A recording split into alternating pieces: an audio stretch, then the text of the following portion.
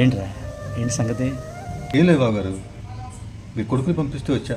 మీకు ఒంట్లో బాగోట్లేదు కదా, ఆస్తి పంపకాల గురించి మాట్లాడమంటే వచ్చాను. ఏం చేద్దాం అంటావు? మాగానే ఉంది కదా 3 ఎకరాలు, తలొక ఎకరం చొప్పున ఇచ్చేయండి. అలాగే ఇప్పుడు మీరుంటున్న ఇల్లు ముగ్గురికి 3 భాగాలు చేసేయండి. మరి అప్పుడు నేను ఎక్కడ ఉండాలిరా? సంవత్సరానికి 12 నెలల్లో 4 నెలల చొప్పున ముగ్గురు దగ్గర ఉంటారు. అంటే ఆడేం పెడితే అది తినమంటావారా? అయినా ఇదంతా నేను కష్టపడి సంపాదించిందే కదా. అంతా పని చేసిన తర్వాత నన్ను వీళ్ళు చూడపోతారా? అయినా సమాజం కూడా మారుతుంది కదా, మనం కూడా అప్డేట్ అవుదాం. ఏమంటావు? నేను పోయాక అలా సమానంగా పంచుకోమనరా. అయినా నీలాంటి పెద్దలు ఉన్నారుగా పంచుతాకి.